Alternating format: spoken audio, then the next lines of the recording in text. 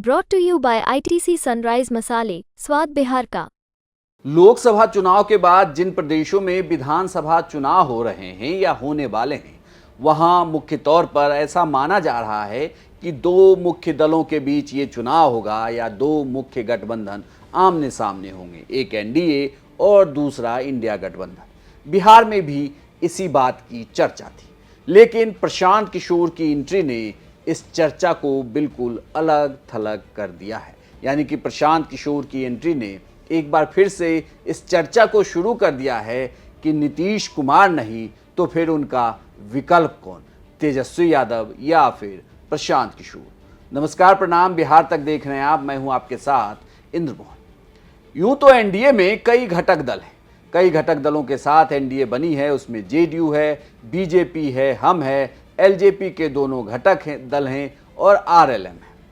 वहीं आप अगर इंडिया गठबंधन की बात करें तो बिहार में इंडिया गठबंधन में कांग्रेस है, आरजेडी है, सीपीआई के सभी दल हैं। लेकिन सीधी तौर पर लड़ाई जहां इन दोनों गठबंधनों के बीच थी, उसमें प्रशांत किशोर की एंट्री हो गई। या यूं कहें कि प्रशांत किशोर इस लड़ाई को तेजस्वी वर्सेस प्रशांत किशोर करना चाहते हैं। दरअसल प्रशांत किशोर भी ये मानते हैं, साथ ही बिहार के राजनीतिक जानकार का ये मानना है कि प्रशांत किशोर के लिए यह चुनाव एक लिटमस टेस्ट की तरह होगा। या तो आर या पार या फिर बिल्कुल साइडलाइन हो सकते हैं। लेकिन ये दोनों नेताओं की कोशिश यही है, प्रशांत किशोर की और तेजस्वी यादव की, कि वो नीतीश कुमार के बाद की राजनीति को कैप्चर कर सकें। यानी कि नीतीश कुमार अगर बिहार में नहीं होते हैं तो उनके खाली हुई जगह की पूर्ति कौन करेगा? वो तेजस्वी यादव होंगे या फिर प्रशांत किशोर होंगे। प्रशांत किशोर जहां तेजस्वी पर परिवारवादी होने का आरोप लगाते हैं, 9वीं फेल की बात करते हैं, वहीं अभी तक तेजस्वी यादव सीधे तौर पर प्रशांत किशोर को कभी सीरियस नहीं लेते। हालांकि उनकी पार्टी इसे बीजेपी की बी टीम बताती रही है। इतना ही नहीं, युवाओं को लेकर दोनों नेताओं के अपने अपने विचार हैं।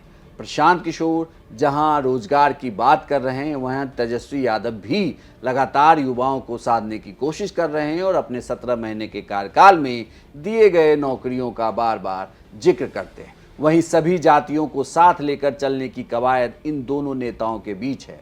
इतना ही नहीं, इन दोनों नेताओं की कोशिश ये है कि वो जेडीयू के वोट बैंक में सेंधमारी कर सके।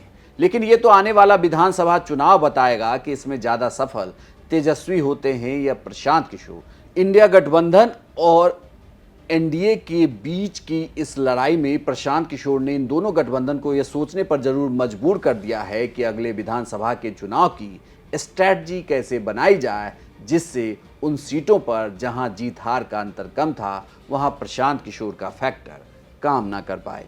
आपको यह जानकारी कैसी लगी और आपको क्या लगता है कि नीतीश कुमार के बाद उस जगह को तेजस्वी फिल करेंगे या फिर प्रशांत किशोर? अपनी राय हमें कमेंट बॉक्स में लिखकर जरूर बताइए और बिहार की तमाम खबरों के लिए देखते रहिए सिर्फ बिहार तक।